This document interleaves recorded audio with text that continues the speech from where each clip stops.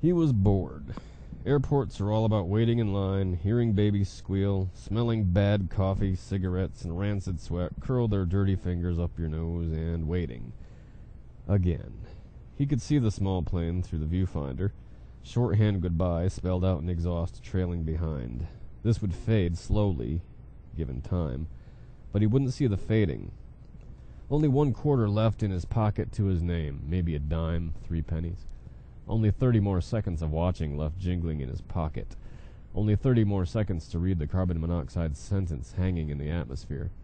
The plane flew east over the water, bear ride around Europe, spend the night in Egypt, be down under in less than a day. It was a one-way ticket, no deposit, no return. She paid cash. She didn't know he'd be there to watch her leave. Didn't know he'd regret it, just a little bit. Wouldn't understand that he couldn't go back to the apartment she let him share with her, even if she could afford to go back to it. Contentment isn't always a happy thing.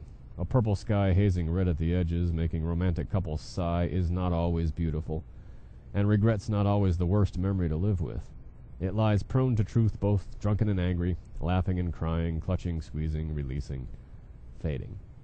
He'd auditioned for a play the other day, got the part of Romeo, updated version. No these or thous, but not nearly as hokey as East Side Story. It was a realist version. No romance to choke the audience.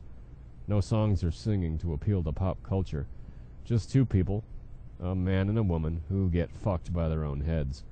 The viewfinder went black with a decided click. The last quarter had finally been consumed. The shorthand goodbye, carved in exhaust, would still be seen, but was now just a thin thread trailing a pinhead sewing up the past. One last glance.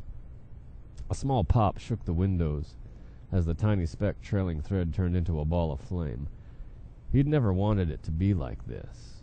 He hadn't wished for any ill will, but somehow he knew that as chunks of twisted metal fell into the Atlantic Ocean, he would feel responsible.